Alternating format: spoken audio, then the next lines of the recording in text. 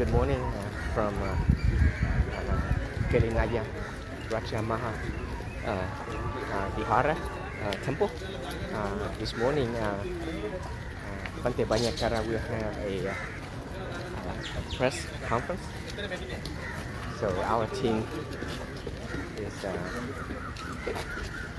heading toward the conference room.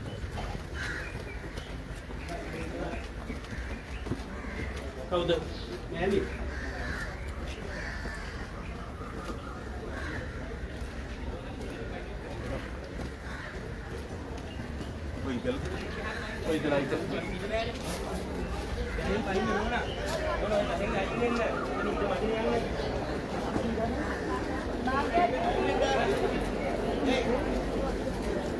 dia datang?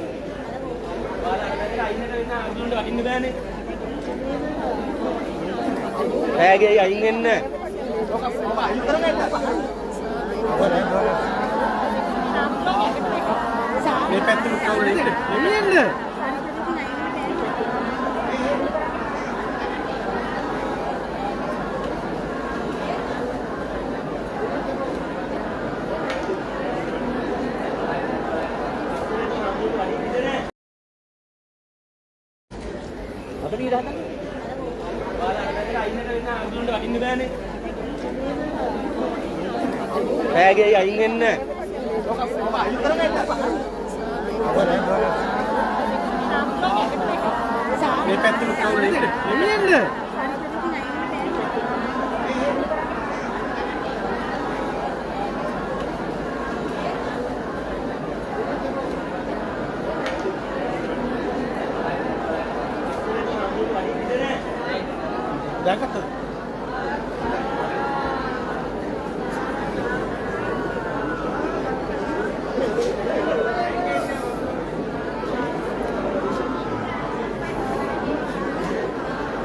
So obviously we have a lot of people waiting for us here, and it's so overcrowded.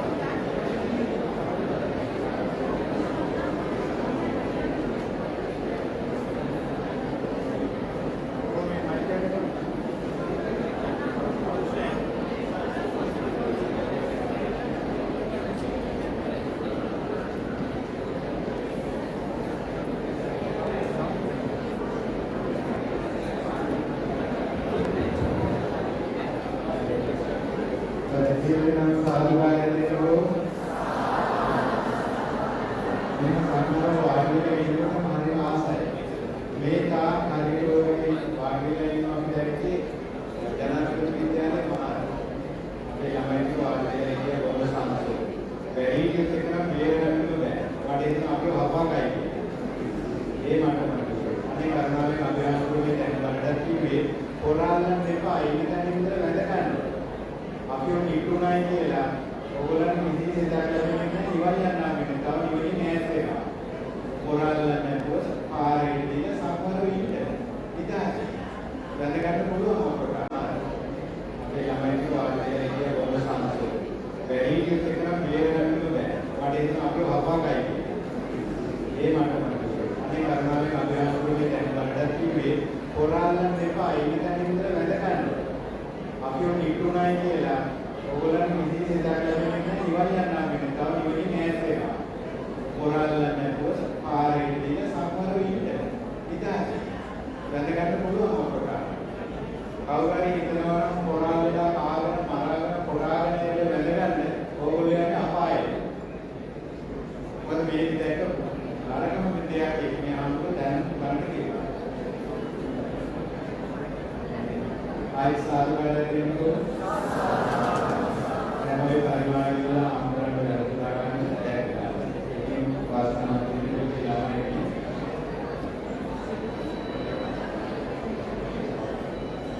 මම හිතන්නේ මෙතන ඉන්නවා පාසල් ළමයි විශ්වවිද්‍යාල ළමයි වගේ. පාසල් ළමයි down person, right? I think everybody can speak English, right? You can understand. No need to explain anything else. I think may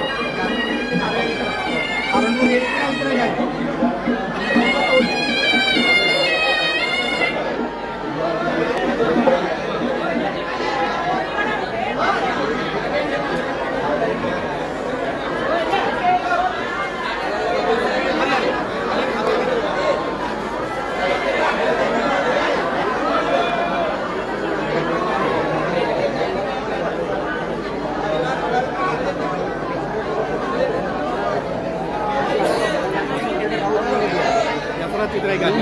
වෙන කවුරුවක් ගන්න එපා.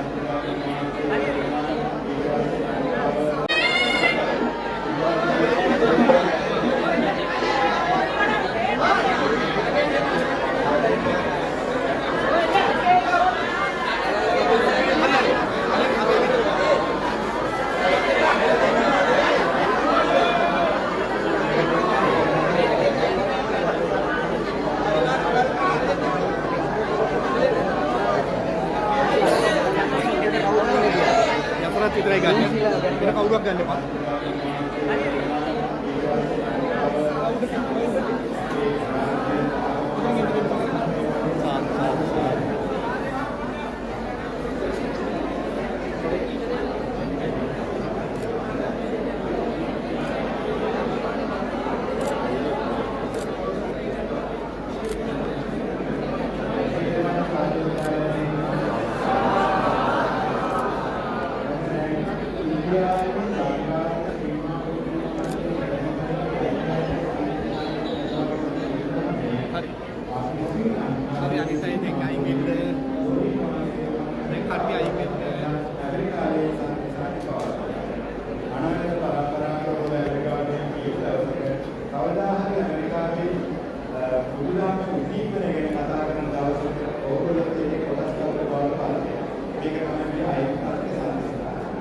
ඒක සාමාන්‍යයෙන් පොඩි මානසික වැඩ කරන්නේ අද පොඩි මානසික වැඩ කරන අපිට. හොඳයි වාඩි වෙන්න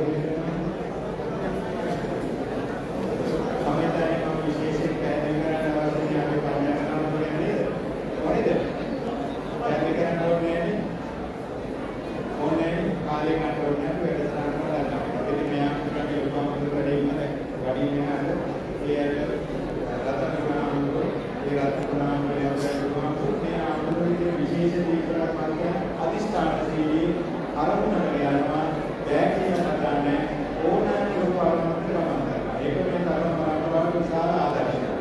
බෑ කියන දේවල් නෑ. මේ පොඩියාම ඇමරිකාවේ විශාල රැල්ලක් කරා ඇති කරා බුදුදාම. දැක්කනේ නේද? එහෙමනම් මේ මොකද රටේ ඔයගොල්ලන්ට බැරිකමක් නෑ. බැරිකමක් නෑ කියන ආදර්ශය මේ ආමුරු ලබා දෙනවා. ඕනෑම දෙයක් අදිස්ථානශීලීව පිළිසු පිළිදෙන්න අපිට කරන්න පුළුවන්. ඉතින් මේ අනිවිදයක් එක්ක අපි ආමුරට ගෞරවයෙන් ආරාධනා කරනවා. ඔබලන්ට සතිය තියෙනවා කතා කරන්නේ සතිය සිහිය කතා කරන්නේ. I would like to invite respectfully Venerable Panyakara to have a speech for this congregation. Thank you very much.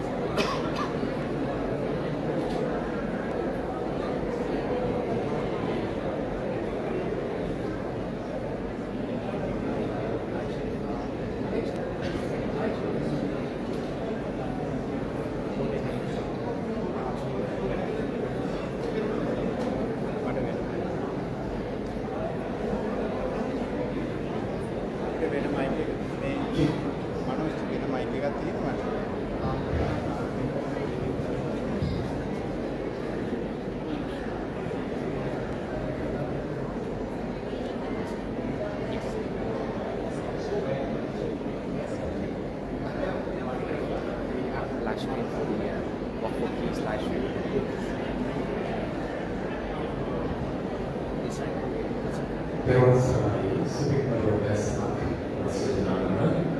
other association also අභිහමෝකන සමස්ත ලෝකයක් වන්දනා කරන බුදුරජාණන් වහන්සේ වන්දනා කරන ස්වාමීන් වහන්සේ එදා සභා මාර්ගයේ වැඩම කරනවා. Let me know if you hear well. Second එකක් පස්සේ වාඩි වන්න සහ මේ ශාලාවෙන් පිටත සිටින හැමෝටම මතක් කරන්නේ ගෞරවනීය ස්වාමීන් වහන්සේ ලෝකයේ වෙන පරිවර්තනයේ සාමය, නිහඬියා, නිශ්ශබ්දතාවය. ඒ තුලින් අපි සාමය ලෝකයේ කියමු කියන කාරණාව නිසා ඔය තාපයේ විවස්සේ මේ ශාලාවේ පිටේ ඉන්න හැමෝටම ගෞරවයෙන් මතක් කිරීම මේ පින්වත් භූමිය. Somebody let me know if you hear well. මේ සාකච්ඡාව සමස්ත ලෝකයටම යනවා. ඔබේ නිහඬියාව, නිශ්ශබ්දතාවය, සංයමය අපි තමත් ගෞරවයුතුව බලාපොරොත්තු වෙනවා. ඒ නිසා හැමෝම මේ පැය දෙක සංයමයෙන් ඉන්න මේක එළියේ ඉන්න අපි මොකටද කරන මතක් කිරීම. මෙතන සිට මේ ධර්ම සාකච්ඡාව මෙහෙවන්නට නවේශාන ආරම්භ කරනවා. මේ තරුණ දූතුන් ඉන්නේ මොන අවස්ථාවක තිබෙනවා. ගෞරවනීය ස්වාමීන් වහන්සේගේ ප්‍රශ්න අහන්න. ඒ වගේම තමයි මේ කටයුත්තේදී ආචාර්ය පූජ්‍ය වේදිකේ විමලකිත් අපේ ගෞරවනීය නායක ස්වාමීන් වහන්සේ සම්බන්ධ වෙනවා. උන්වහන්සේගේ ඒ දේශනාව අතරතුර ඔබට යම් පැහැදිලි කර ගැනීමක් කරගන්න තියෙනවා නම් ඒ උන්වහන්සේට තමයි ගෞරවයට ආරාධනා කරනවා. ඒ වගේම තමයි යාලේ රාජ්‍ය මහවිහාරයේ ගෞරවනීය ස්වාමීන් වහන්සේලා කරසිනවා. මෙතන සිට මේ පින්කාර කටයුත්ත සත්කාරය සමස්ත ලෝකයේම අපි විකාශය කරන්න බලාපොරොත්තු වෙන නිසා හැමෝම බොහොම සංයමයෙන් බොහොම සත්‍යාවෙන් මේ කටයුත්තට එකතු වන්න කියලා මම කරනවා. ඒ වසරයි කවේ ශෝභාවස. A very good morning to all of you here, and I hope you will have a blessed day today, being a part of a blissful conversation today with the most venerable Manakara Thero. We're here with a group of students from various universities across Sri Lanka, and also students from Dhamma schools across Sri Lanka, and especially the Academy Dhamma School, where we are right here. So it will be a blissful conversation that we'll have with all of them. And we would like to invite you to please share your insights and knowledge that they seek to gain from you as part of this global work for peace. We're also joined by the Group Director and the CEO of Capital Maharaja Group, Mr. Sekaran, who will also be part of this conversation. I would like to invite all of you to pose your questions to our Venerable Hero, and we would like to start with someone ideally from the Academy Aloka School. You may raise your hand and we will make sure the microphone comes to you so you can pose your questions.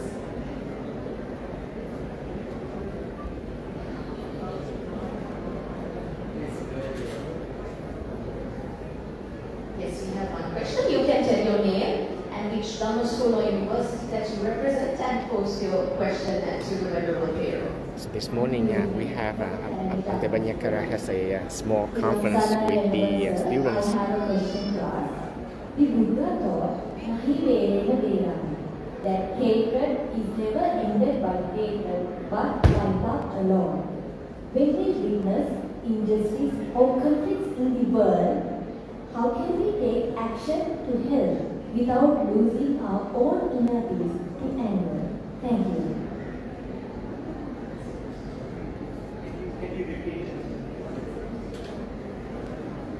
The Buddha taught that hatred can be never ended by hatred, but by love alone. When we witness any injustice or conflicts in the world, how can we take action to help without losing our own inner peace to anger? Thank you. Hatred can never cease by hatred, but love and kindness can cease hatred. That's the Buddha teaching. Is that right? In this world, nowadays, there are so many hateful things. There are so many haters among us here right now. We don't love each other that much, right? There's a lot of people that we don't like either. Is that true? Even our neighbors, we are living like next to each other, but sometimes we cannot love each other. Unfortunately, this is the truth. This is the nature of the beings. We cannot do anything to stop that, but we are gratefully and luckily that the Buddha born and show us the way, show us the path to stay calm, to how to handle our emotions, for us not to be drawn into all those hateful things. And for that reason, we as Buddhist monks who walk for peace is also to raise the awareness of peace to all the people. Because we've been fighting a lot, fighting back and forth, fighting with each other, even in our family, we still don't have peace. Let me know if your sound is good this time. Because somebody said sound was bad. Same understanding, we cannot talk together, and that is where the problem comes from the inside out. Regardless of what's happening in this world, regardless of what people, how people deal with each other, but if we are calling ourselves as Buddhist followers, learning and practicing the Buddha teachings, we should understand that each and every being has their own karma. Like, if you practice to purify your mind, then you will live at peace.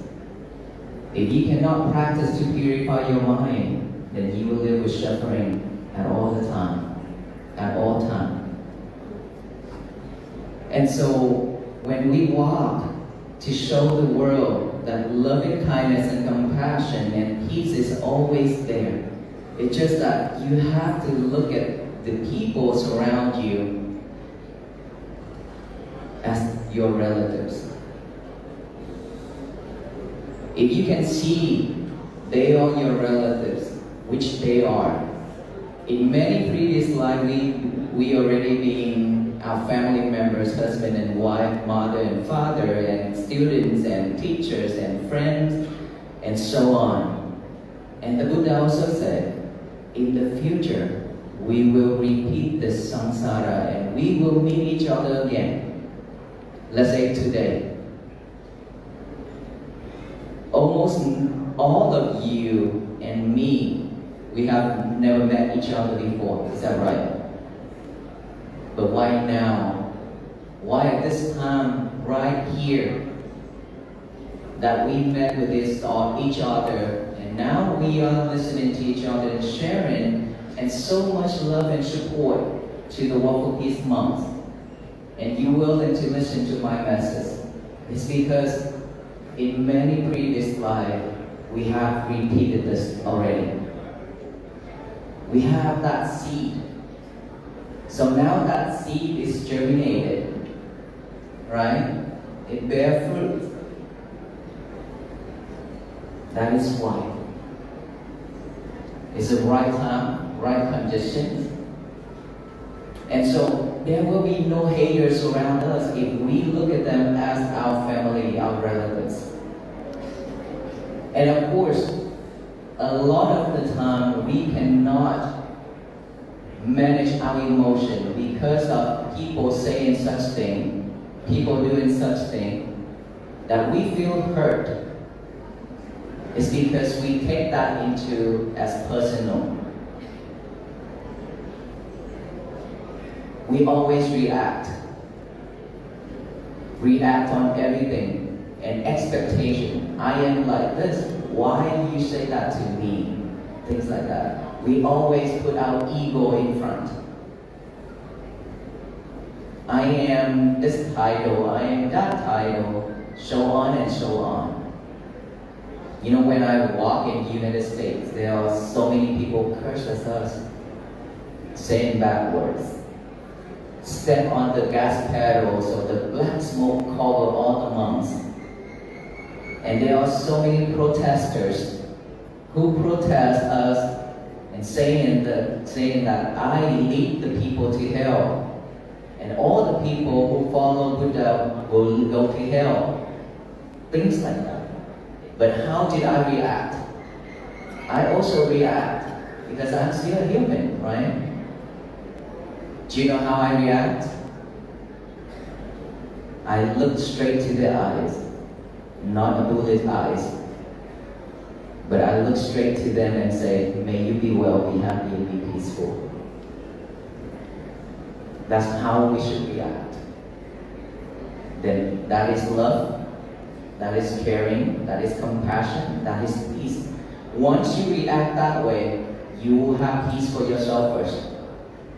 Right? And that person will not feel hurt either. Because when we confront, there's 3 places to go. You know where? First place is to go after a fight. It's the hospital. Second place, jail, prison. And the third place, funeral home. After a fight. Nothing benefit. But once you react with kindness, you gain a lot of benefits. Your morality, your virtue, all those you gain from it. That's you call the son, the children of the Buddha, because that's all he taught us. How to be kind, how to liberate suffering, how to manage our emotion.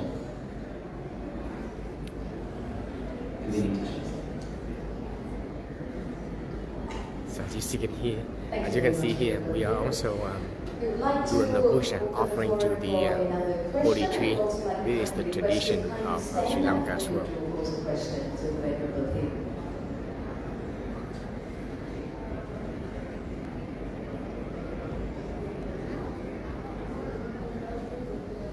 The next question, do we have? Yes, we have.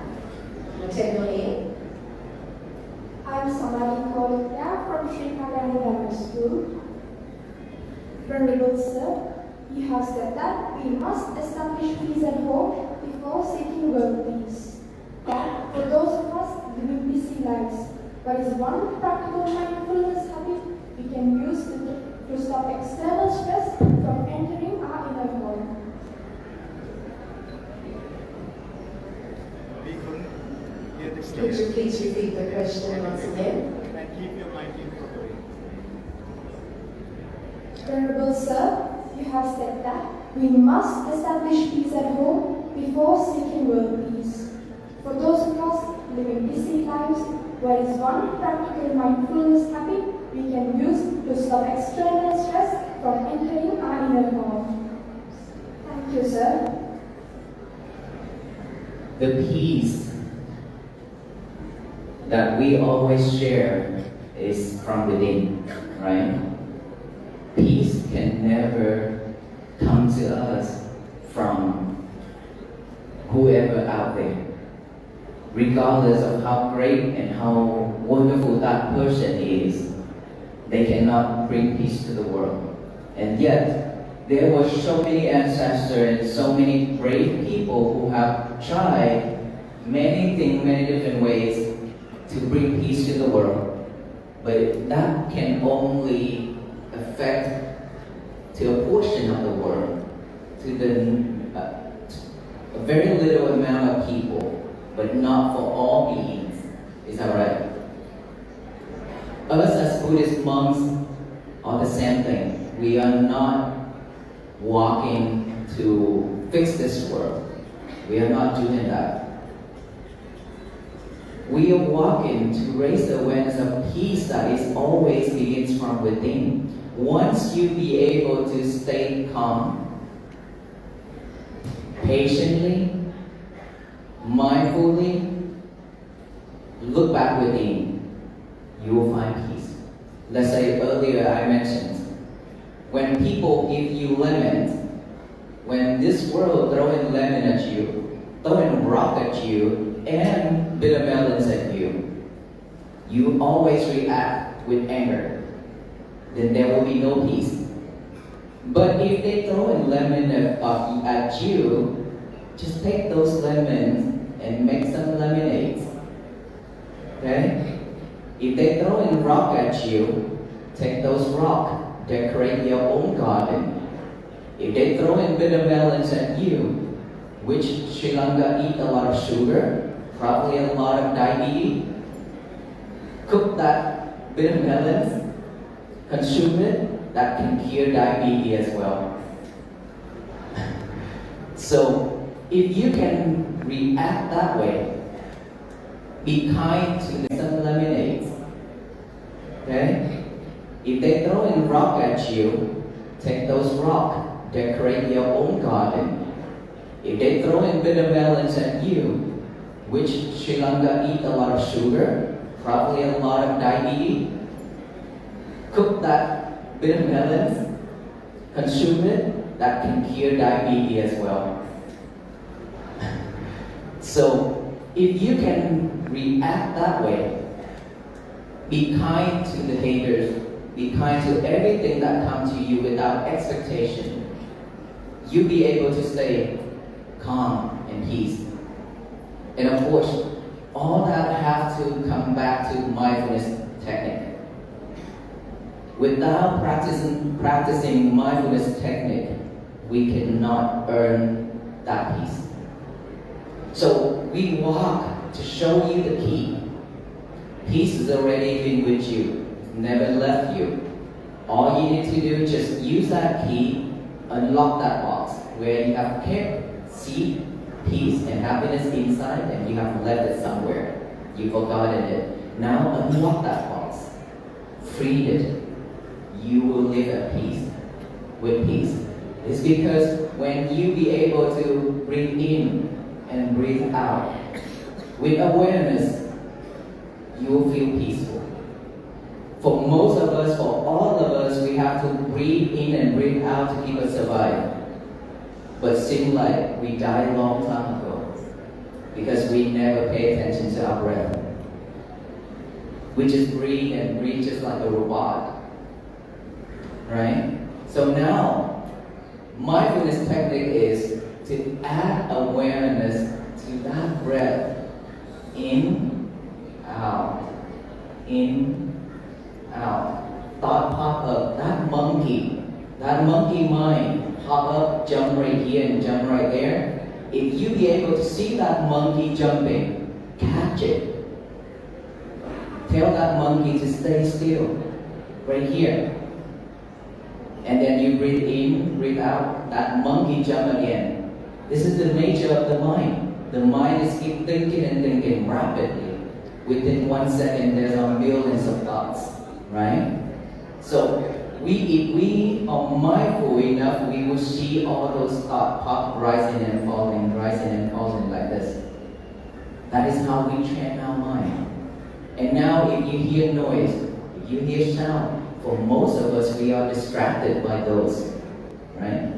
Let's say when you try to study, your sisters, your younger brothers are crying, asking for food, and you get mad. You react with madness. Or when you try to study, or when you try to do something and your mom and your dad tell you something and you irritated, you get mad, right? There will be no peace. But if you be able to stay calm and focus, when you focus in here, but when you hear sound, all you need to do is just observe that sound, acknowledge that sound, and then come back right here. Instead of react, we just observe it, acknowledge it, come back here. Because this is our daily routine. You will hear all kind of noises, all kind of sounds. We cannot escape. How about this body? This physical body, we cannot escape from aging, illness, and dying. Being born, age, sickness, die, we cannot escape. So, my body, am I in pain? Yes. Do I have back pain? Yes. Leg pain? Yes. Everything. Just stand like you are. When I walk in America, there's a man come to me and say, Venerable Sir, can you pray over me because I have back pain, it's so bad and I can't handle it. And I ask him, how long have you had back pain? He said, 7 years. 7 years seems to be long enough. And I congratulate him because I said, congratulations, because I also have back pain for 20 years. And I pray every day too, but it didn't cure. It means that whatever comes to this body, we just need to accept, acknowledge it without react. Then your day will be much different. The reason why we are suffering so much is because we always react. Always react. And mindfulness jump in right there. If you practice every day, when things pop up in your head, your ear, this physical body, anything happen, if you be able to stay focused, mindful with all that, then you will not suffer. So inner peace is something that we practice every single day to bring peace to ourselves, our family, our neighbors, society, and the country and the world. Without practicing this, there will be no peace. Thank you, Rodero. I believe you got your answer that peace starts from within. We now have the chance for another one of you to pose your questions. Yes, please.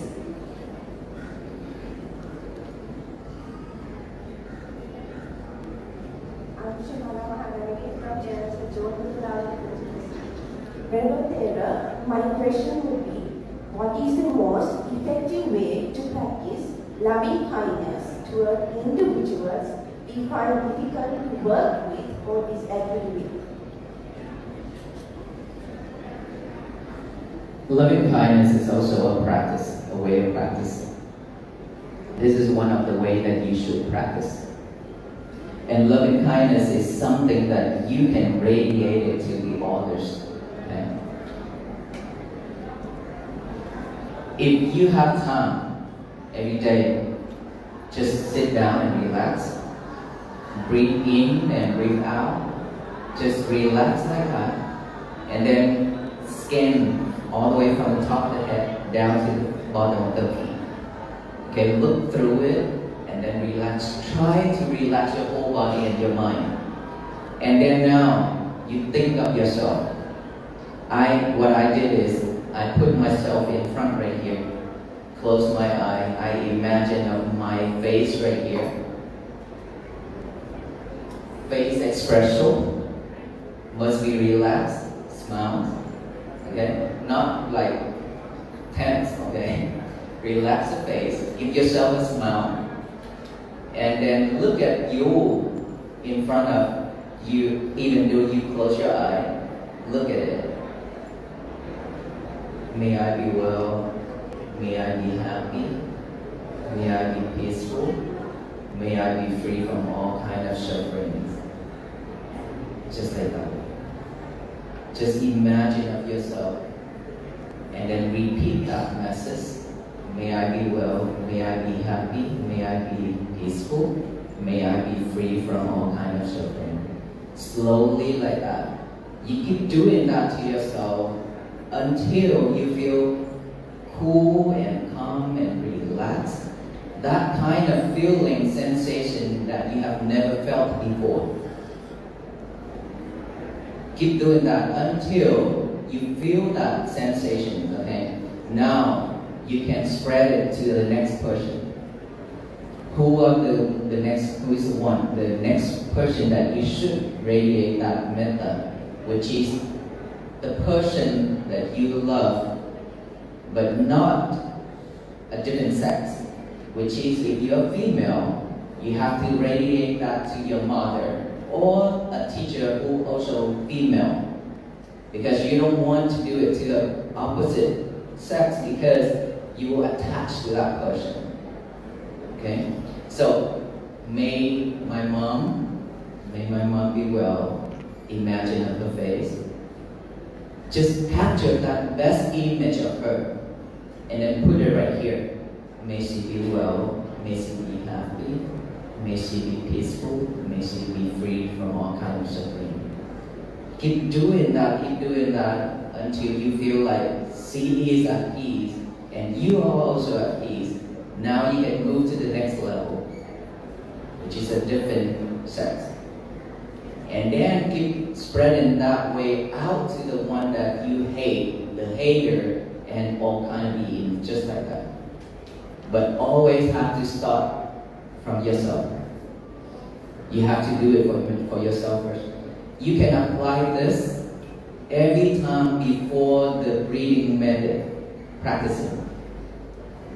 Always just take about 5-10 minutes and radiate that metta for yourself. Especially for those who practice it in secluded area or where you feel scared.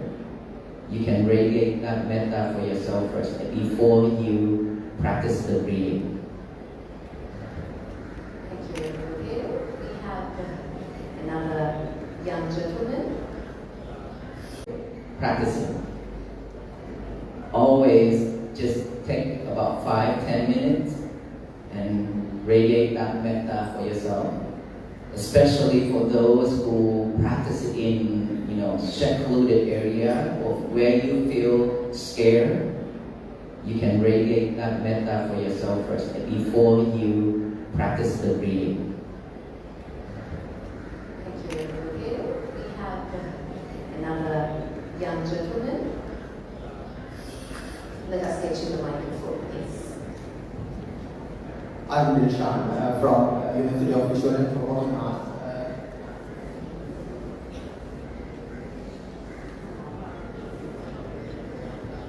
Yes, sir. I would like to ask you, did you notice any significant differences between United States and Sri Lanka while conducting the peace war? Thank you. It's not a lot different. It's a big difference from United States versus Sri Lanka. United States is Christian country. Sri Lanka is Buddhist country. Is that right? So it's totally opposite. Buddhist monks in United States, in their eyes, it's just like normal people. Nothing special. Right? Because they don't know anything about Buddhism. And so when we conduct that walk in United States, it's just like, oh, there's a group of Buddhist monks who walk. At the beginning, they don't know anything about that walk. They don't even pay attention to it. But later on, when they see that movement is so touched, it's because the monk walk without violence, without banner, without anything, just walk patiently under the heat, under the cold, the rain, snow, and everything like that, silently. And the message that we share is non-violence. The message that we share is not about religions, not about political, nothing but peace. So for that reason, I believe that they have enough of sufferings because of so many things already. Now that just a simple walk to raise that awareness in them, that is how it moves them, and that's how it draws them their attention to support this mission. And they all came out regardless of their background, their skin colors, languages that they speak, faith, belief, everything. But they all willing to drop down everything to come out to support and to listen to the monks who walk to talk. And they willing to take that into action to practice daily. Within a short period of time, walking millions and millions of people in the United States and around the world, following and then practicing up until now, they still practice. Why? It's because the message is so clear. It's nothing about religions. And Buddhism is not a religion, right? Our message is also stay away from all that religious things as well. So in America, it's easier for them to accept once they know the truth of that walk, that message. As long as we don't try to convert anybody, as long as we show them the path the right way, they're willing to accept, which is, this is something very new to the Western world. And again, come back to the first question and first answer I said, because of the right time, right conditions, everything happened that way. And all those people who came out, they already had that seed. Now it germinated, now it's bearing fruit. That's it. Now we flew all the way to Sri Lanka. Only 6-7 days of walking in Sri Lanka. But our monks, we compare, within 6 days of walking in Sri Lanka is more like over a month walking in America. Do you know why? Our first day, thanks to our perfect coordinator, he let us walk from 6 a.m. until midnight. Very long walk. It's because we want to reach to this destination on time, that is why. But I have to tell you my experience. I walked in India before, and I know how it feels with this barefoot on asphalt road. the asphalt are melting. Right? Even aloka cannot bear that feeling. He cannot walk. So we are the same. When the sun rises and it's so hot. But I have to say that Sri Lankan is so super nice and kind to get all those banana leaves and make a path for us to walk. I don't know where all those banana came from, but so many of very miles and miles of banana leaves. But without water, that also can burn our feet without banana leaves, right? And so the first day, I look at my brother monk, Ajahn Pia Kambo, the one who walked behind me. We both look at each other and smile. We know that, well, this is the first time with this feeling in Sri Lanka. The first day, we don't even have time to prepare ourselves. And so we have to endure that, and we have to be mindful with that. And how did we be able to walk like that, but not feeling like angry or anything like that, even though the first day was exhausted? Because we always focus on our mindfulness practicing. When I walk, I always focus on my breathing. So if you try that, if you don't focus on one thing, all those difficulties will distract you, it will pull you off track. You can try it and you see. So always, that's why mindfulness is always applied to every activities. Walking, standing, lying down, sitting, and all activities within our daily activities. If we be able to do that, then our day will be much different. So it is so much different between Sri Lanka walk and America, because this is a Buddhist country.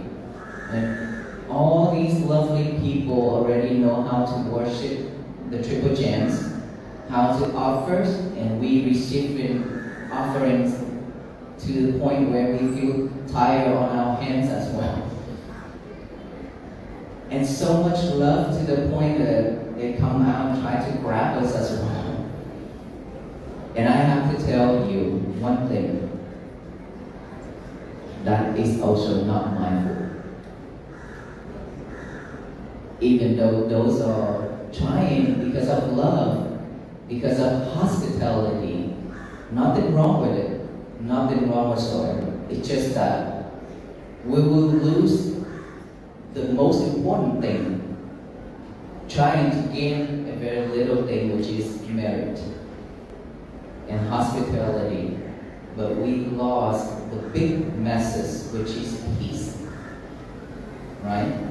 We coming out to support this mission, peace, so we have to be at peace and calm as always, right? When we push in each other, that create chaotic, also injure ourselves and the others. Sometimes they are not mindful enough, they will get mad, right?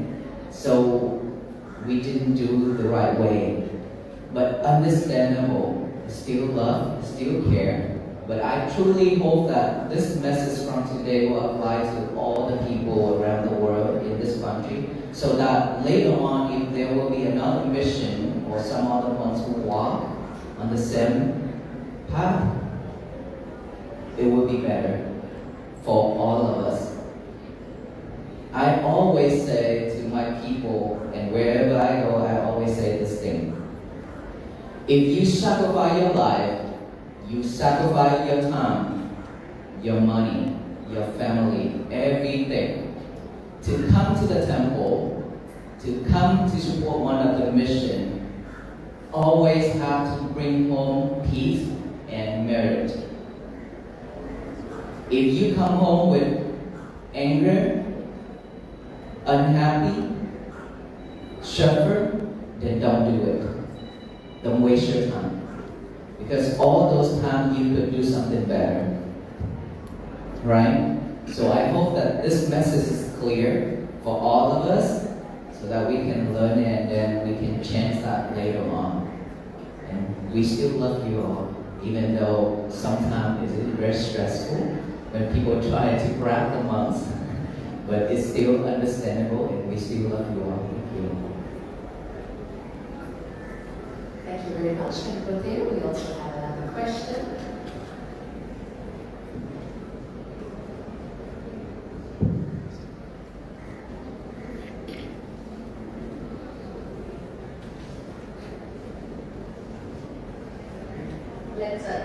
We will get you a different mic.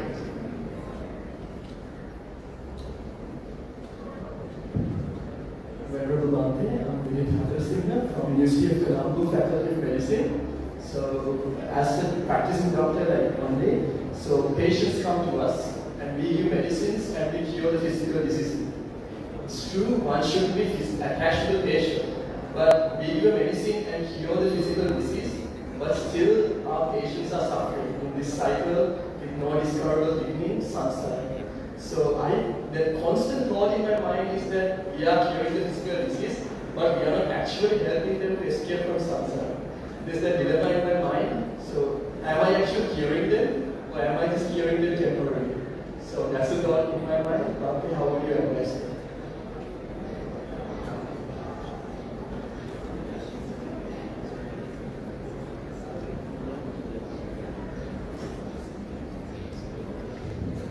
So the question will be repeated if you don't understand. He said he's a physician. The Buddha And taught make us here 84,000 Dhammakanda, right? 84,000 Dhammakanda. And he gave us the best medicines ever in this world that is suitable for each and every single being. And of course, you are practicing in the medical field. All you can provide is medicines, which we are all taking it.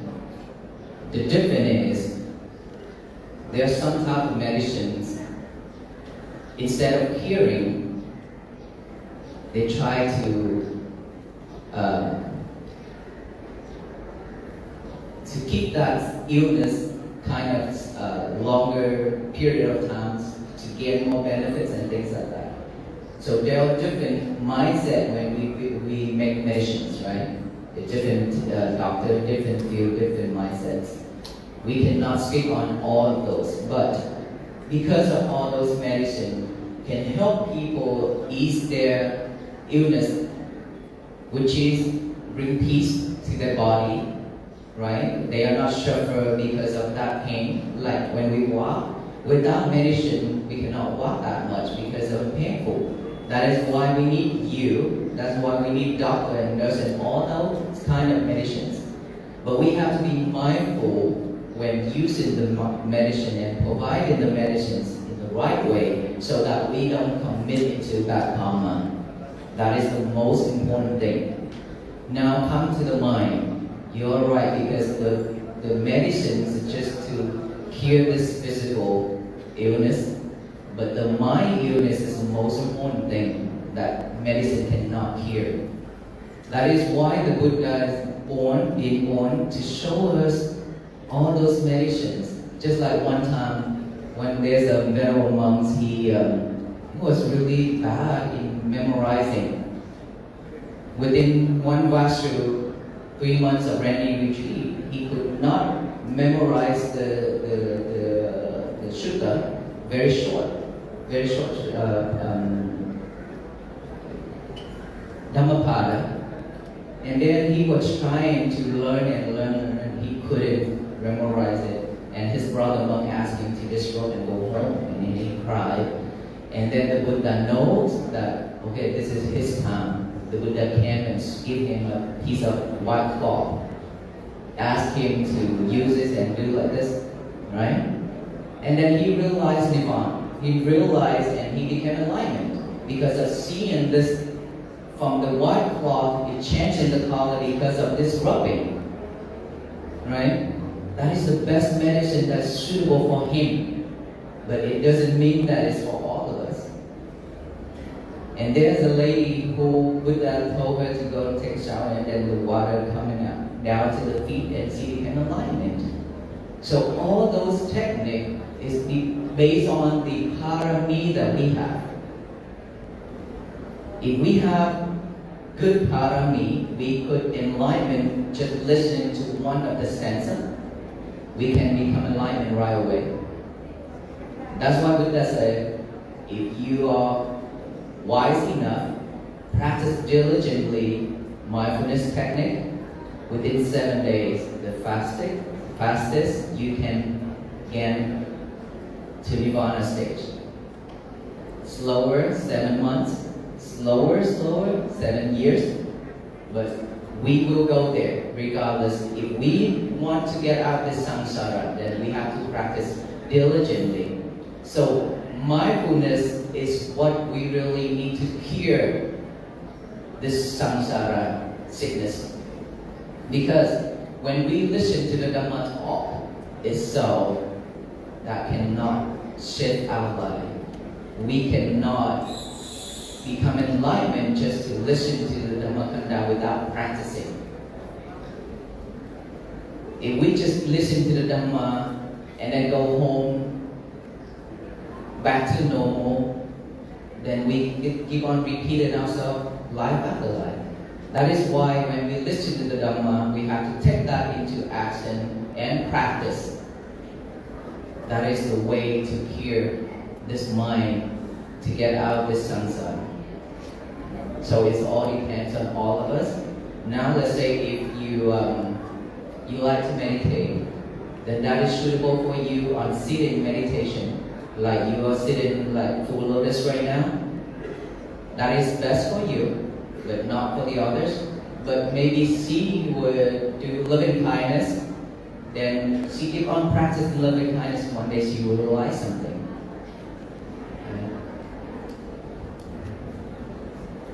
Thank you, everybody. We do have a young man.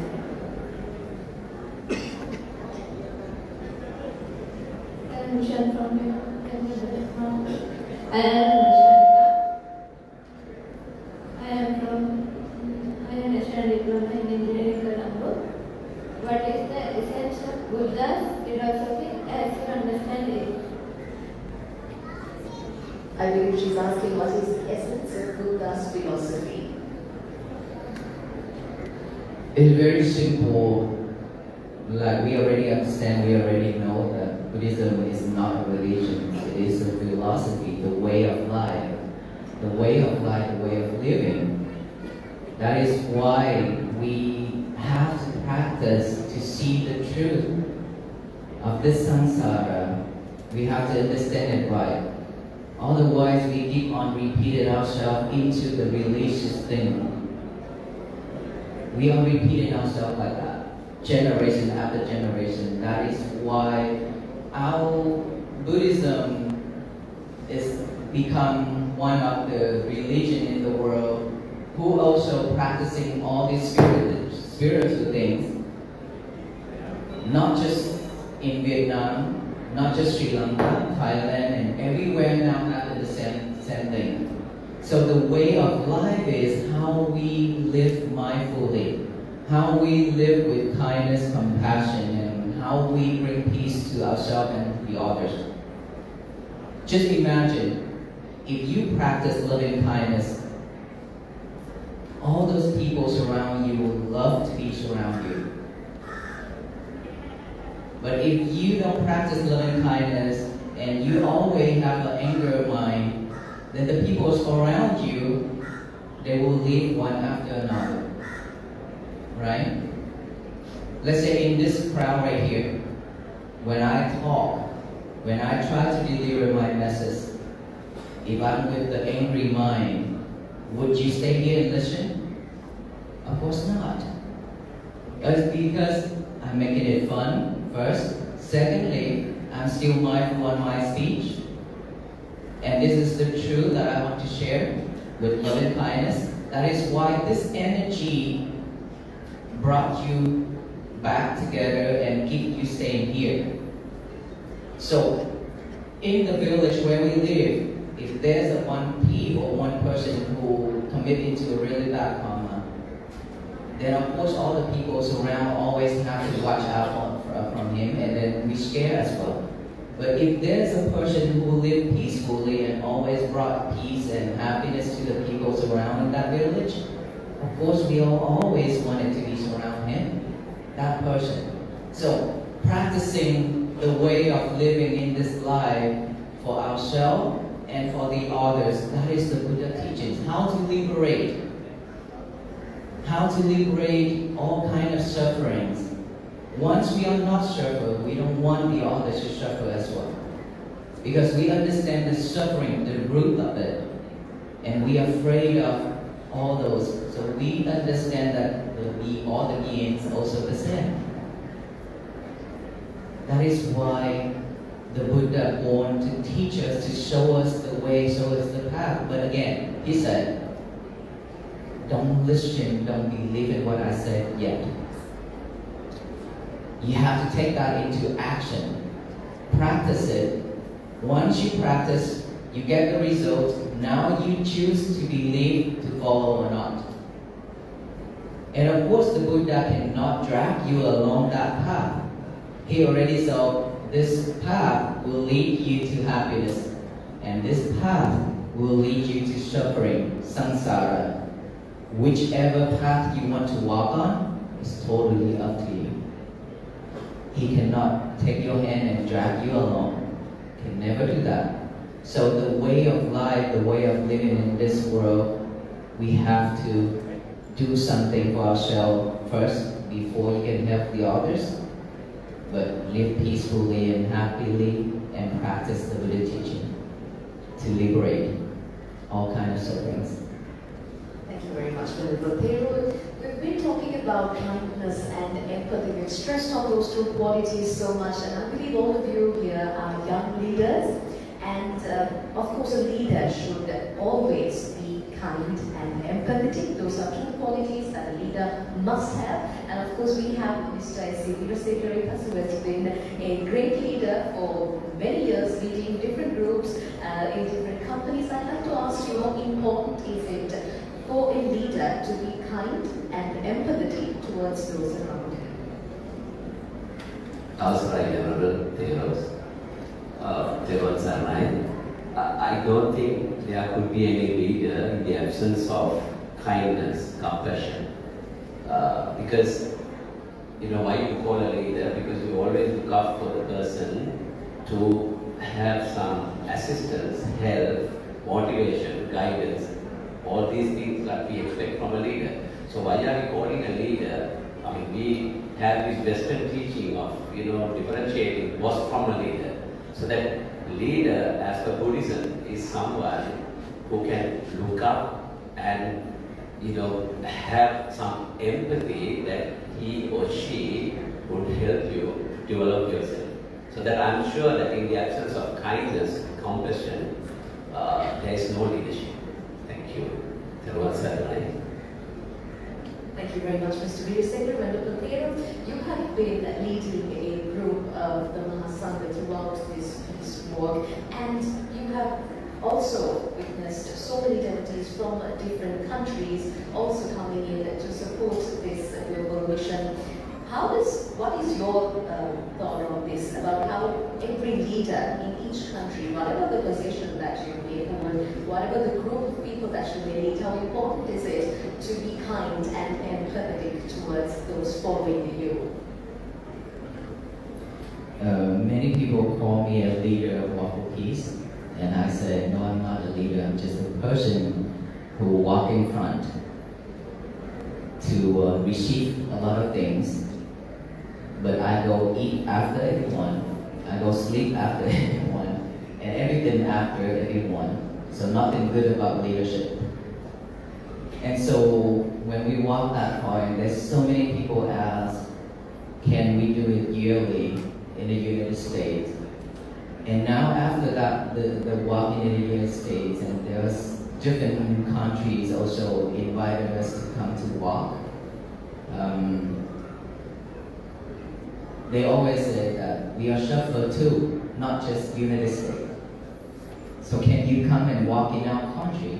I said, right now, I'm focusing starting the Dhammacharya project, the Mersupa this year, the next year. And so if we have the chance in the future, we will continue this walk for peace to support the people around the world if possible. But we are not committed in anything because I don't know tomorrow. I don't want to promise and then I break my promise to you all. And so the message that I share, that even though we already ended the journey in Washington DC, the White House area, but this walk for peace journey is just a starting. It's not end yet. Why? It's because we have to walk every day. And I told the crowd the story of mine. I say, I am one of the fireflies. And I just fly here and there. Wherever I fly, I want all of these fireflies to join me with one of my little bitty light. Cannot shine the whole world, right? But imagine if all the people in this country, in this crowd right now, add lights together with mine, we can shine the whole country. And that is what I really want. And I'm hoping that it will happen that way. Because we suffer too much already. We want something better. And we deserve better. We don't have to be like this. We don't have to suffer like this when we being born. To become a human, and we still suffer a lot. So wherever I go, I really hope that all the people who I meet along the road will join me in this mission to walk with me in spirit by practicing mindfulness every day. That by practicing the message that I share every time, today is going to be my peaceful day. That all you need to do is just write that statement down every morning when we wake up. Why it's so important when it's so simple is because when our mind is vague and when our mind has nothing to do, it will automatically pick up all the trash to chew it over and over. What are the trash? Trash means all those defilements, suffering, unhappy, and everything. I call those are trash. Everything in here. So when the mind is empty, nothing else to do, it will pick up all those to think it over and over. That is when we are overwhelmed with thoughts. And that is when we suffer. So before the mind picking up all those trash, we don't let it. We don't let it. We give ourselves a chance to be better. By getting a piece of paper out, write out the statement, today is going to be my peaceful day. It's very simple. Write that down.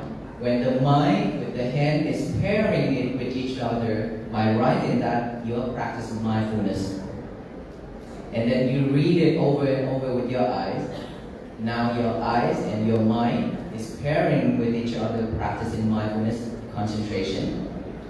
Now, say it out loud. Today is going to be my peaceful day. I want you to repeat when I count to 3, loud and clear, okay? Today is going to be my peaceful day. 1, 2, and 3.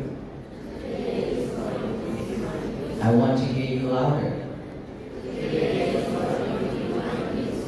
One more time. You imagine that energy, if all the people in this country and around the world repeat the same thing in every morning, what's going to happen? It's because we already have been spread hate, anger, delusion, greed, and all kind of hateful things to the universe. And what goes around comes around. That is why we've been receiving so much disasters. Suffer. Now instead of continue throwing all those hatred and hateful things into the universe, we only throw loving kindness, compassion, and peace message to the universe. So that the universe will return back with full of peace, happiness, and everything. This world will become a better place with peace will be flourished throughout this universe. By practicing that simple message every day. Because when we get ourselves ready for the day with that message, it will remind us throughout the day, easily and effectively. Thank you very much. And with you, we will move on to one more question. I believe, yes, we have something from the back.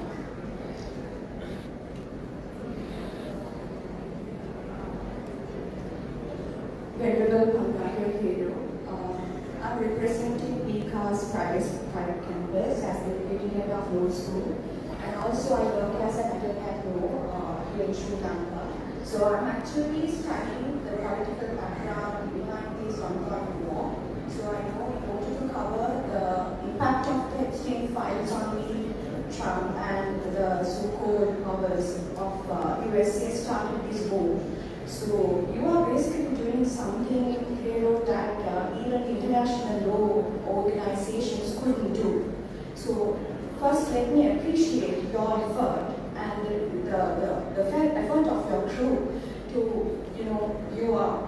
you may be, I don't know what you're actually currently going through when going through this war all over the world, but I really appreciate your courage that you are having, challenging yourself and the protection maybe. You are doing something that none of us couldn't do. So first, let me ask you, how did you find that courage to protect all of us? Thank you. As a Buddhist monk, the Buddha said, you have to do your duty, which is study and practice. Let the king and the government handle their things as political things. And so when I walk in the United States, people questioning about our president, Mr. Trump. And I always said, my message is not excluding anyone.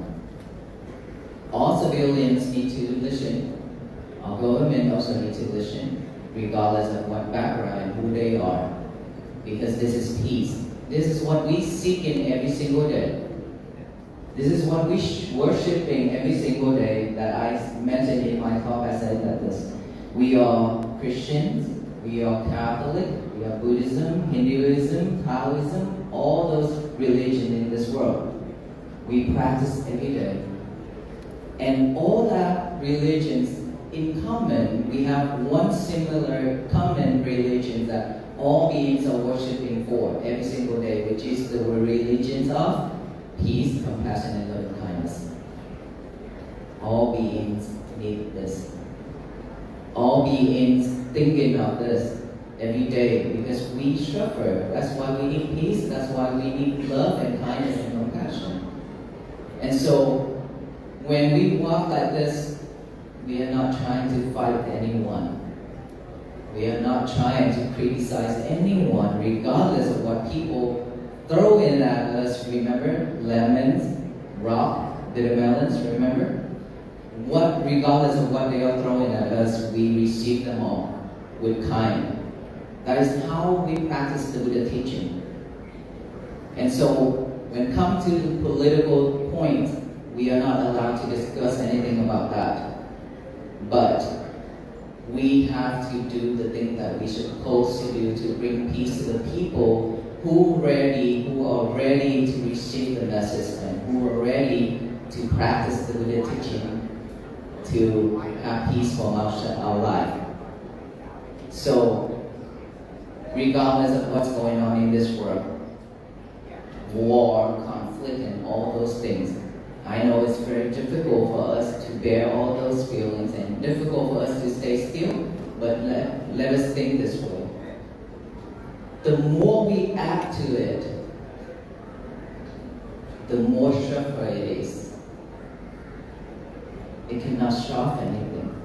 But imagine, with this much of crowd right now, just only worshiping peace, compassion, and loving kindness, the world is already sharpened. That much. Already eliminated that much of people that is going to spread hate into the universe. It's better, right? If we don't practice this way, then this much of people continue spreading hate and anger to the universe. What's going to happen? It's just going to create more tears. So the more people join in this walk, the better it is for this world. And should this universe will go back to the old day, which is kind, which is peace, which is very beautiful place to live. So we need to join in this mission together. The more people join in, the better it is. Thank you very much, everybody. We have about half an hour left for you to pose your questions. I think we've been having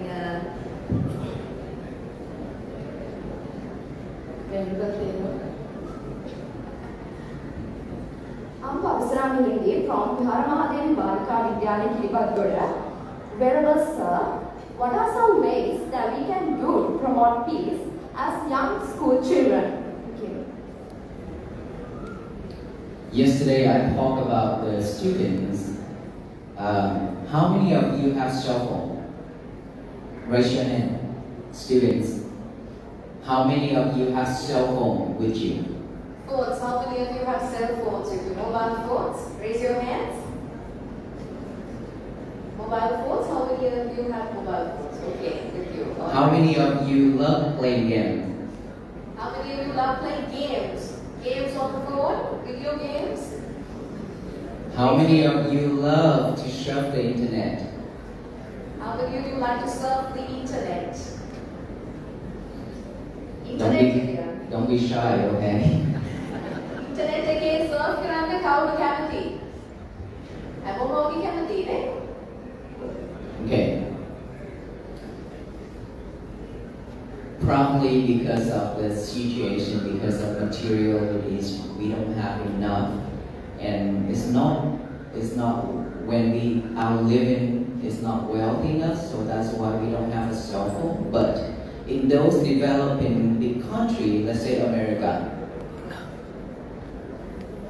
a little kids have iPad, and they just stick in their face and their eyes to that iPad every day, right?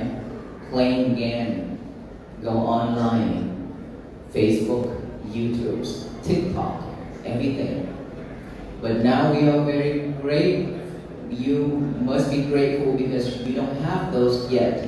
Not many, not much.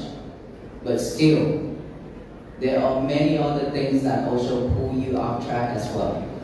So, as a student, regardless of what you have, even if you have cell phone, then please remember this. First, 1 hour before bed, no cell phone. 1 hour after you wake up, no cell phone, or 2 hours even better. When you wake up in the morning, the first thing you should do is what? Make your bed. How many of you make your bed after you wake up?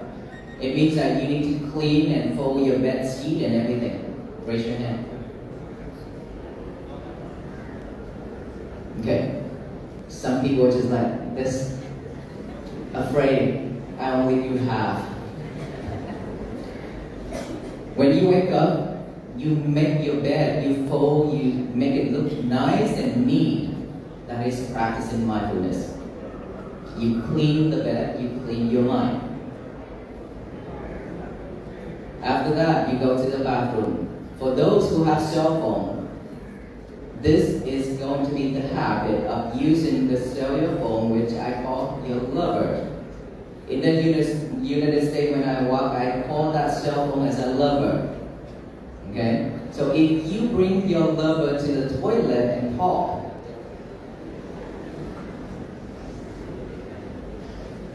it means that you are addicted. Why have to be in the toilet? The toilet is for you to do number 1 and number 2, right?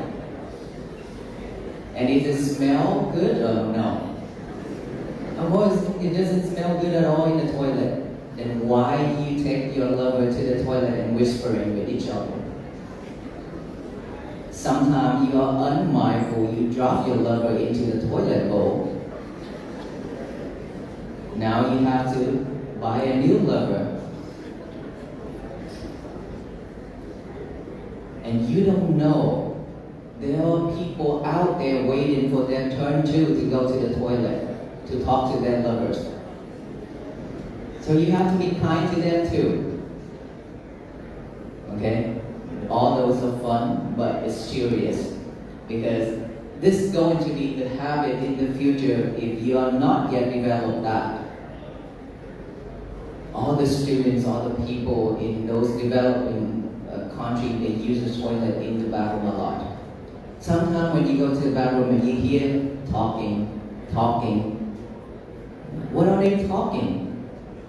But they talk in the toilet, so don't do that, okay? So leave your phone outside, go to the toilet, do number 1 and number 2, cleanse your face, come out, get a piece of paper, write down the statement, today is going to be my peaceful day. You as students should do this every day. Not just students, but all of us should do this every day. And throughout the day.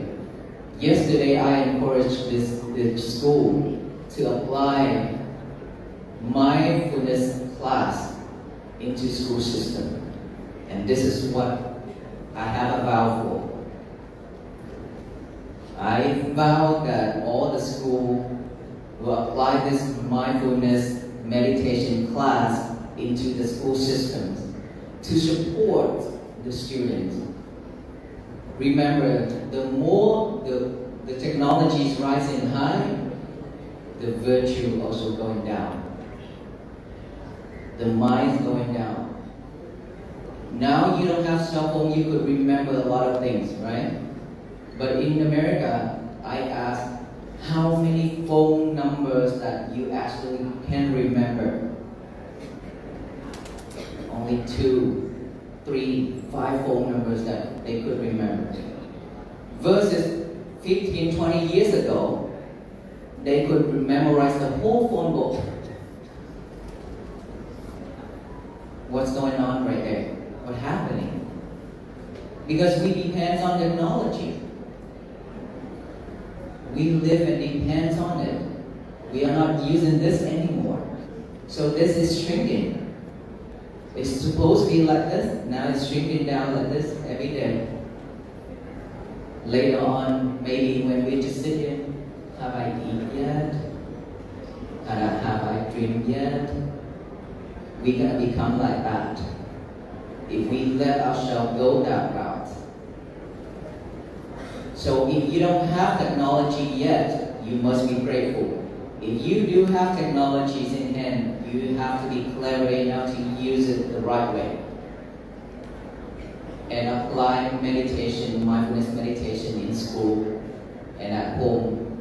That could help to restore this mind, memories, and also is scientists proven that the more mindfulness practicing, the better result we will have in work and school, everything. Thank you very much. I believe now everyone wants to ask a question. Okay. That mic, let's give him a different mic.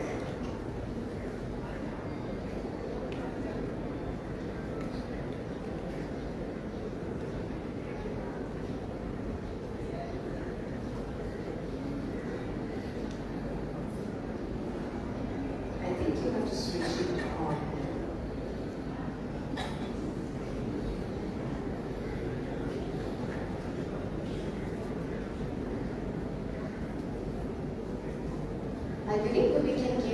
someone else the chance until we get the microphone fixed? Yes, we have one. Yes, we have.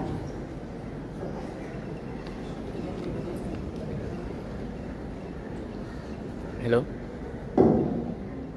Chị này. I'm Srilana from Sri Kalyanagama School. Venerable Sir, my question would be, many people carry the weight of the past hurts. How do we practice the forgiveness you mentioned in your teachings without feeling like we are ignoring the pain? Thank you.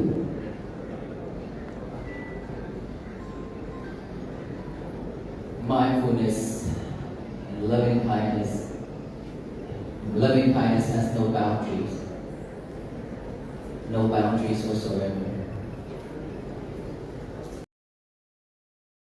My question would be, many people carry the weight of the past hurts. How do we practice the forgiveness you mentioned in your teachings without feeling like we are ignoring the pain? Thank you.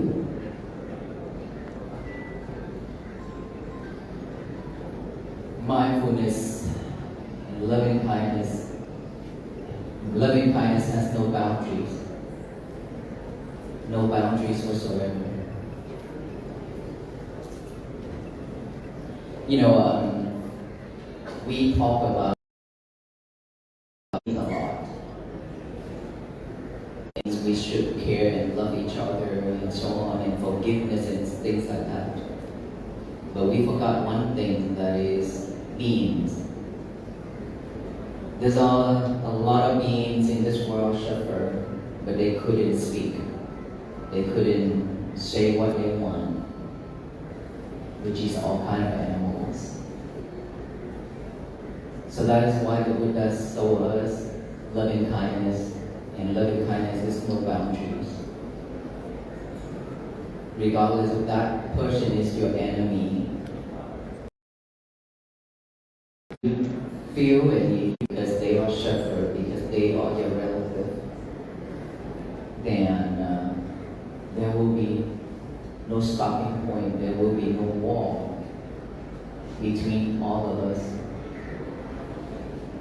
And of course, there are so many beings in this world that is suffering, but they couldn't speak out, like animals, like dogs, like elephants, and everything that is happening.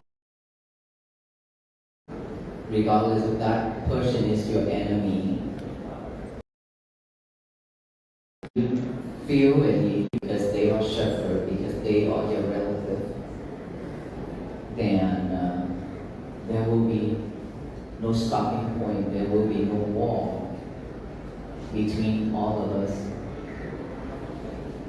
And of course, there are so many beings in this world that is suffering, but they couldn't speak out, like animals, like dogs, like elephants, and everything that is happening around the world.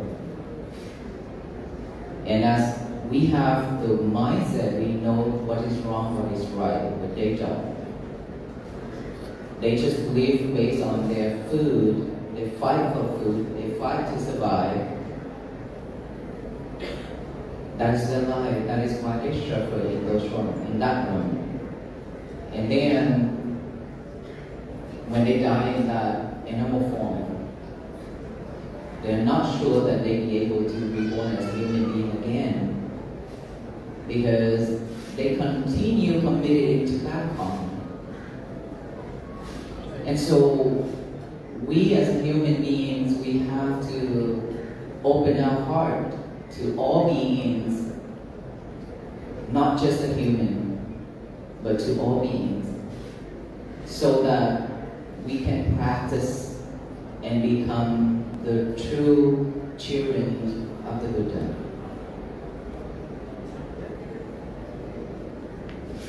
Sometimes loving kindness is not. We don't have to think it's so big. We can just look at within our family members, our small community, and our world, our inside world, not the outside world. inside of this world have all kind of wild animal. It means all kind of defilements, all kind of mind that is not wholesome. And that world is the same thing as the outside world. We are suffering every day like that. And we are not be able to kind for ourselves. Because when we commit into something, then we get angry at ourselves. We regret. The more we do in that, the more we are not loving ourselves. That is why when I walk and I show people, can you just please put your left hand on top of your heart, and then the right hand on top of your left hand. Let us all do that then. Left hand on top of the heart, right hand on top of the left hand. Do it now. All you need to do is just close your eyes. Feel the heartbeat is beating. Just close your eye and feel it.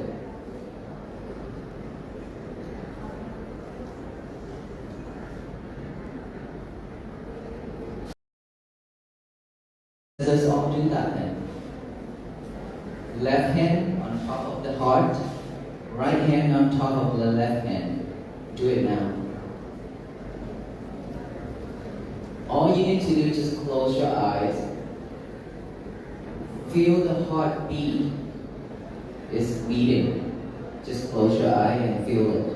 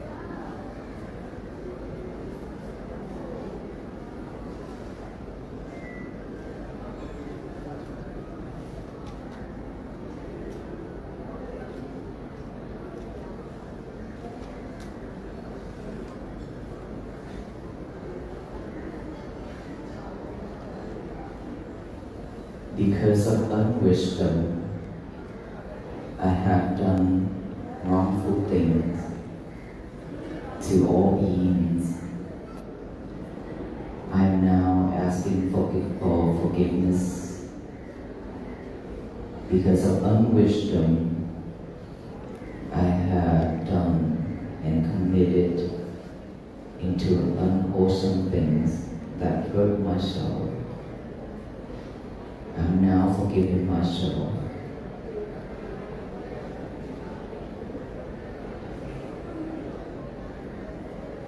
Can you feel those heartbeats? Thank you. If you can reflect this, like this, just feel your heartbeat, feel that inner child is craving for help, craving for love. If you could do that, give yourself some love, because it also needs love. You only feed this physical body with food, materials, but your inner child, which is your mind, also hungry every day. That is why it's shrinking. Now you need to feed that. You need to feed your inner child with kindness. That is how you start to radiate this method of loving kindness to all beings. By mindfully doing that for yourself, ask for forgiveness from yourself. We are all beings, all human beings, we committed into so many things wrongful. Thoughts, speech, actions. But those are also the past. No one can change history. What is already done is become history. We cannot undo it. But what we can do is to ask for forgiveness for ourselves, from ourselves, and let it go. Whenever those thoughts pop up again, take a deep breath. Feel your inner child. Give yourself some love. Move on to the next step. Instead of holding all those regretful things. If we can do that, we are practicing mindfulness, we are practicing loving kindness method. To us, what about the animals? They can't do all that. They cannot do all that. That is why we as human beings, we have the ability to do that to help, which is don't hit them, don't kill them, don't hurt them. You know why we don't do that? Because they are also our relatives in many past lives. Talk about aloka. Aloka was a stray dog following us on the journey of walking India and Nepal on day 6 from Kolkata, India. By the time he saw us walking in, he joined the team. At the beginning, he was afraid to get closer to the monks when we tried to feed him and give him water. He's still scared because he was a stray dog. And that's why now you can see wherever he goes, if he sees dogs, he just wants to protect himself. That's why he growled. Because he's scared. He's been into many fights.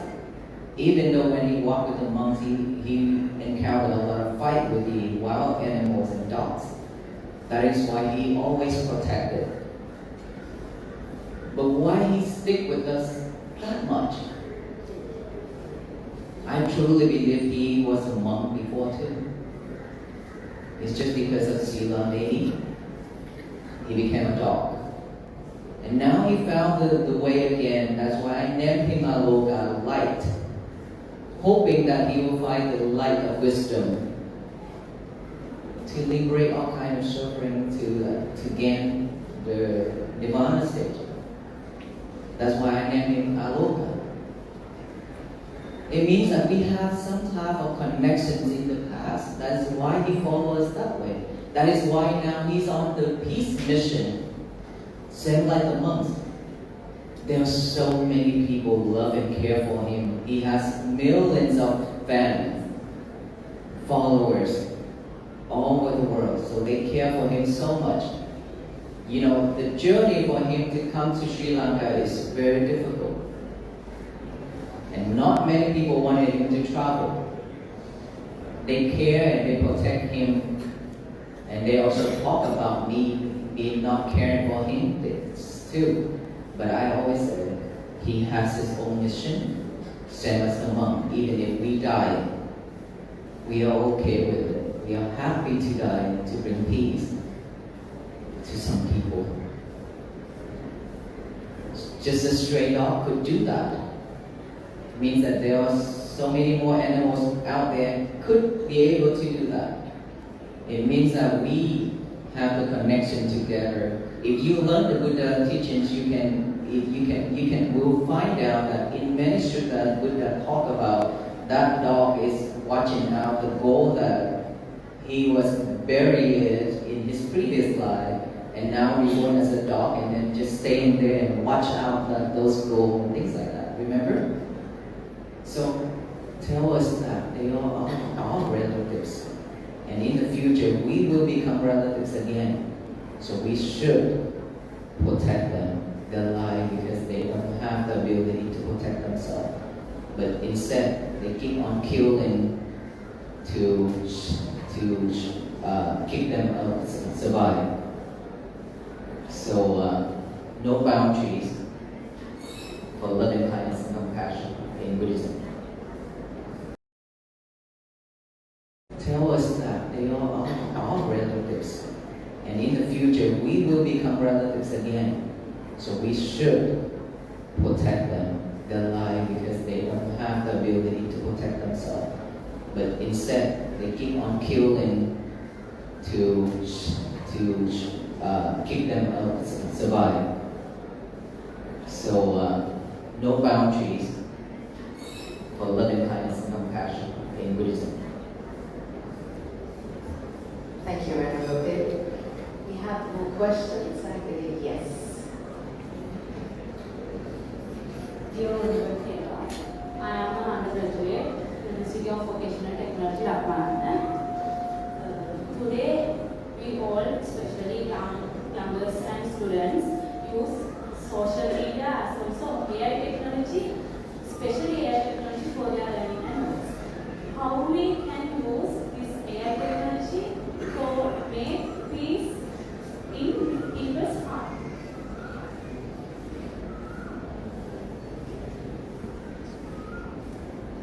AI technology is one of my talk I said.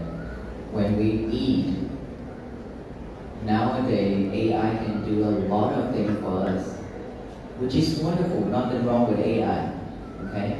Don't get me wrong. But there are so many people misuse it. Let's say earlier I mentioned to you about forgetting our mind, our memories. Remember about technologies. Because we dependent on it. Now there's so many students, even if you want to write a very simple essay, a simple email, you also ask AI to do it for you.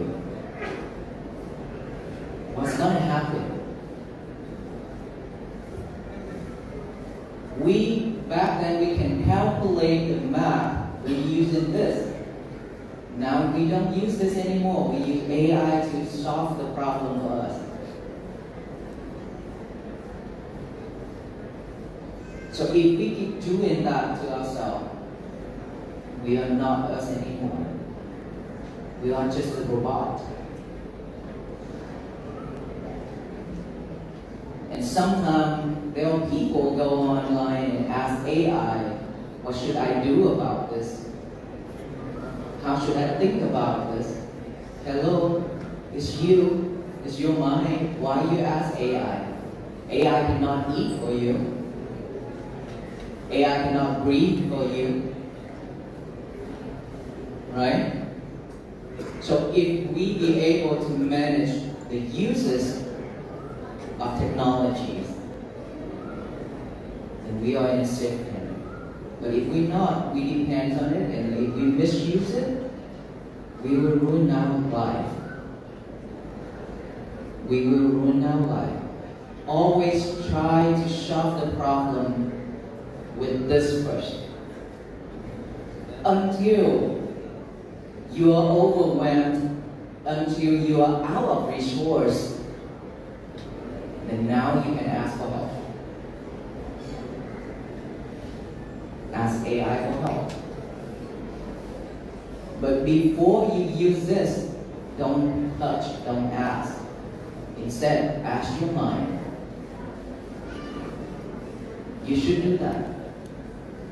Regardless of how wonderful the AI is nowadays, it's just the tools. If we don't use that tools the right way, we will kill ourselves. Just like holding the knife. You are holding the knife on your hands right now. If you are clever enough, that knife is very sharp, isn't it? It's very sharp.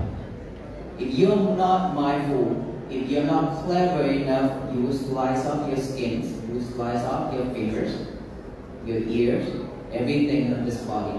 And you could kill the other two. So we have to be clever. Have to be mindful. Holding that knife. AI technologies are the knife that we are holding right now. Must be extra careful. Use it the right way. Use it when you need. That is very important. Okay? Always use this first before asking for help. If you can do that, you'll be okay. That's why mindfulness is jumping in right there too.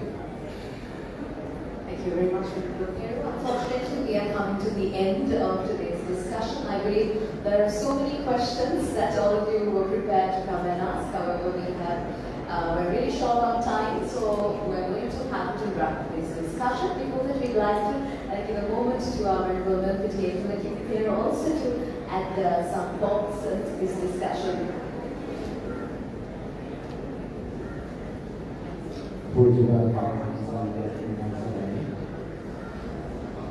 මේ සාමපාදනයේ මගේ තරමක් තිබුණා. ඒක මම සාමපාදන ලංකාවේ යෝජනා කරේ ආරම්භ කරගන්න. ඉතින් මේ අපේ හම්බුව මතක් කරලා වගේ අපේ කෙනෙක් අපේ නම ප්‍රශ්නයක් ඇහුවා. ඇමරිකාවේ ලංකාවේ අතර තියෙන වෙනස. මෙන්න අපිට මතක තියාගන්න ඕනේ. ඇමරිකාවේ හැම වෙලාවෙම මිනිස්සු සාවධානයි. යමක් කිව්වොත් ඒ අහනවා. ඒ නිසා අපිට සපාදන නොදී ගන්නට පුළුවන්. ආවදේශන කරලා ලංකාව ගොඩක් අමාරුයි.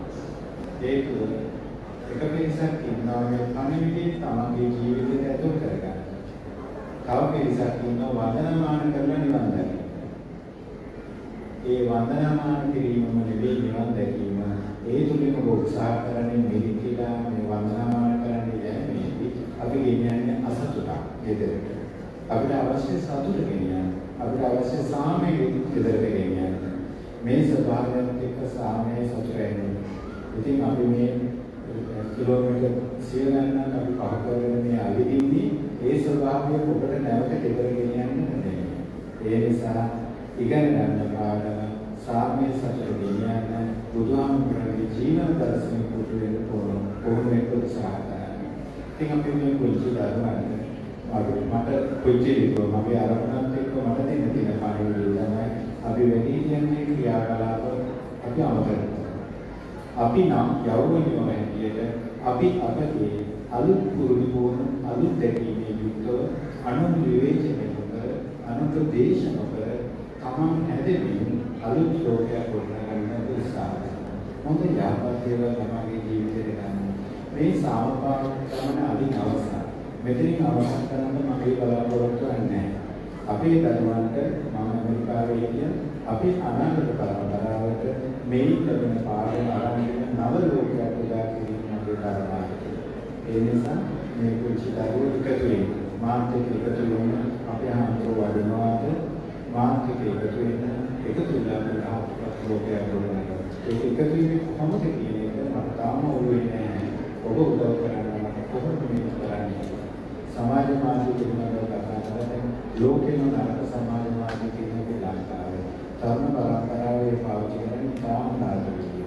අනිත් අය දේශපාලනයේ යුතුව මත වෙනත් මතවාදයක් ගෙනියමින් ප්‍රශ්න ඇති කරගෙන ද්වේෂය ඇති කරගෙන පාවිච්චි. මෙන්න මේවට ඇබේ වෙන්නේ කාගේ ආන්දර කිව්වා ඔය දුරකථනයේ ඉඳන් පුරු කොටවල් තමගේ මානසික අයින් කරලා යහපත් දේවල් ගොඩනගාගෙන ලස්සන උදේට මලක් පිටනවා වගේ ඔබගේ මනසේ ඉහිර උදාවක් එක්ක උපුටවන්නට උත්සාහ කරන්න. අදිෂ්ඨාන කරන්න. ඉතින් දැනෙන සිසුම බාහිර නරක දේවල් අයින් කරන්න. ලස්සන කරගන්න ඔබගේ මනස මල් පිටි සුළඟින් හැදෙනවා වගේ සැරිසැරි ලස්සන ලෝකයක් නිර්මාණය කරන්න උත්සාහ කරන්න. ඉතින් මේ ගමනේ මගේ අවසාන කාරණේ My dear students, we have come to the end of today's session, but before that I'd like to take a moment to thank the Academy of Chumamihare for giving us the opportunity to have this useful conversation, and also to Mr. Vinasekar for joining us today. And also to our students from the different Dhamma schools, the universities and the schools for being here with us today to be a part of this conversation. And finally, Venerable Thero, this is the youth of Sri Lanka, the future of Sri Lanka that you see before you. What is your final message to the youth of Sri Lanka? My final message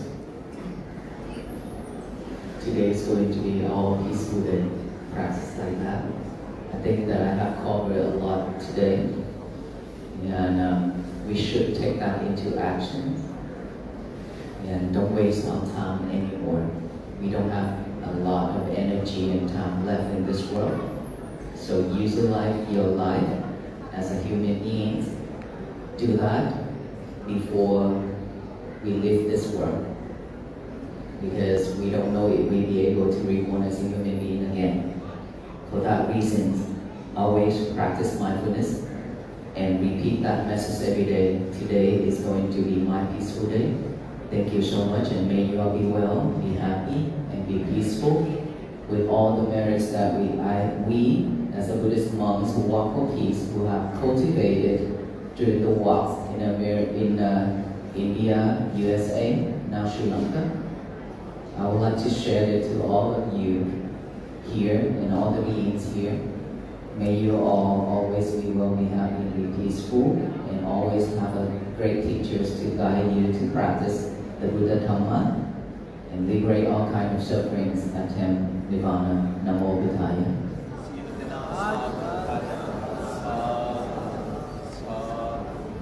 Thank you very much, Brother Theru, for being a part of this conversation. Thank you very much. A special thank you to the Satsang Daswara organization as well for their support extended to host this discussion today. Now it's time to hand over to Mahesh Puri.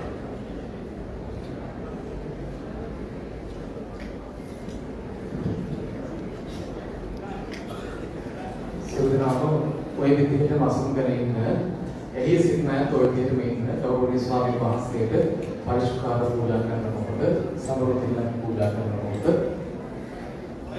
ඔය විදිහටම සංසුන්ව වාඩි වෙලා ඉන්න ධර්මශාලාවේ ඉන්න අය සහ එළිය රැඳී සිටින අයත් ඔය විදිහටම ඉන්න ගෞරවනීය ස්වාමීන් වහන්සේ වැඩම කරනවා මාසෙක අවධානයට අවසන් මොහොතේ අපි විශේෂයෙන් බලාපොරොත්තු වෙනවා අද කල්යාණී පුතබිමේ පඤ්ඤාකර ගෞරවනීය ස්වාමීන් වහන්සේලා ප්‍රමුඛ ආසකරත්නයේ අදුදැසන සිරස ටීවී මාධ්‍යාලයේ වෙනස සම්මානිත කළ ධර්ම සාකච්ඡාවේ අනුතරව ගෞරවනීය ස්වාමීන් වහන්සේලා කල්ලි රජමහා විහාරාධිපති ගෞරවනීය ස්වාමීන් වහන්සේලා ප්‍රමුඛ මහා සංඝරත්නයේ දහයක සභාව දහවල් දහමේ ගෞරවනීය ස්වාමීන් වහන්සේලාට පිළිගැනීමේ පසුව බලාපොරොත්තු වෙනවා 11 දිනක පමණ ඉදහස් කටවස්තුවේ සමස්තන්නේ ඉවත් වෙන සාමි පාදයාත්‍රාවේ රාජ්‍ය මහෝත්සවයේ සම්බන්ධව අපි සෑම සෝදනාව ගෞරවනීය පඤ්ඤාකර ස්වාමීන් වහන්සේ වැඩම මොහොතේ ඔබ ඉන්න තැනින් නැගිට සාදුකාරයක් ලබා දෙමු ගෞරවනීය ස්වාමීන් වහන්සේලා ප්‍රමුඛ සාදු සාදු සාදු සාදු සාදු සාදු සාදු මම කෙටිම පාරේ යනවා ඔබ ඉන්න තැනම සාන්තුව සිට ගෞරවනීය ස්වාමීන් වහන්සේට නමස්කාරය කරමු අපි මේ පැත්තට එන්න. ඔව් කාර් එක දෙන්න.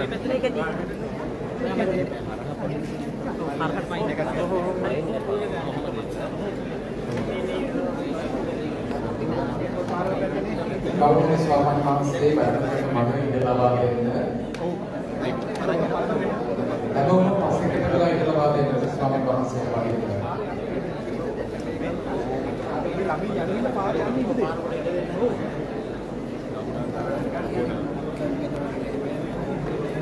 පාර ළඟ යන්නේ ඉතින්.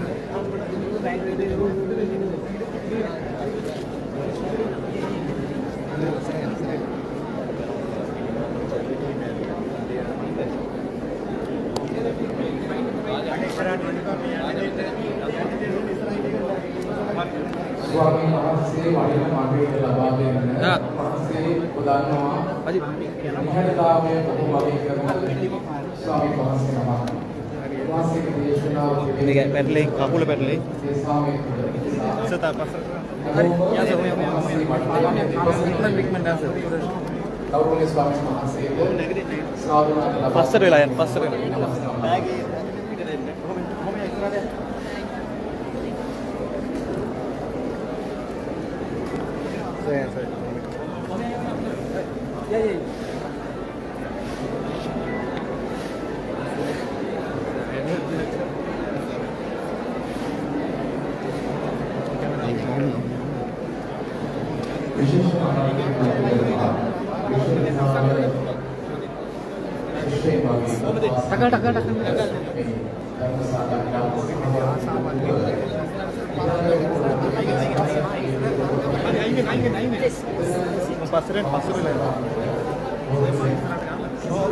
Kamera shoot එකට පේන්නේ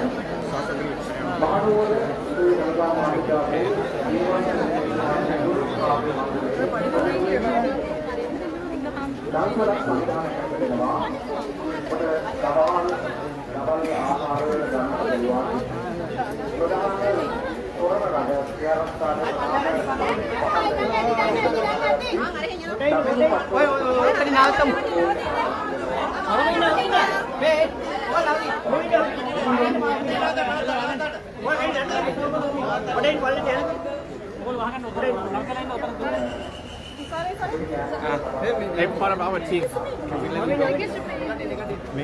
The Vietnamese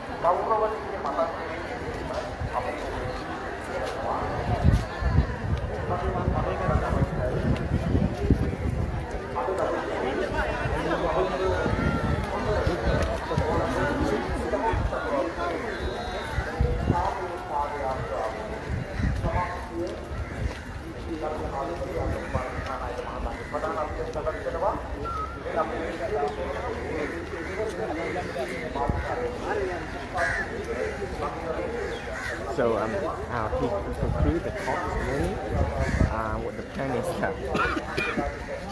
take a little break. After that, we will have Dana, and there will be a short walk for about 10-11 kilometers to meet the president at the President Square. So after lunch, we will depart. The monks will walk, and then about 3 or 4 p.m. There will be a meeting with the president of Sri Lanka, with our venerable monks. So at that time, we will continue our live stream if it is allowed.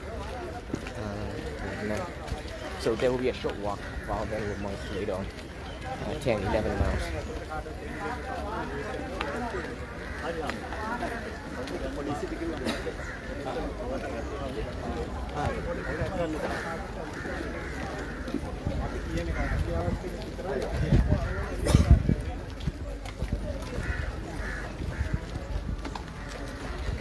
So our monks stay here last night. These tents. මෙතන හාමුදුරුවෝ කරන්නේ අනිත් අය එන පිටිපස්සේ එන කට්ටිය ඉස්සරහට. ඩෙඩිකේෂන් එකක්.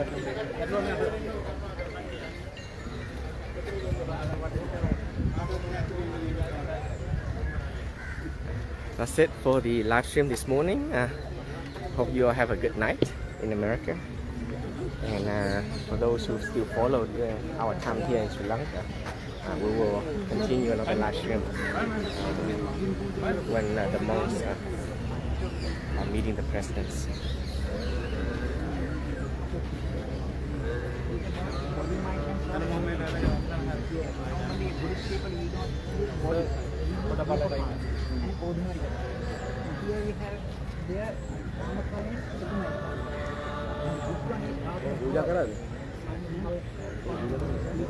Okay, alright.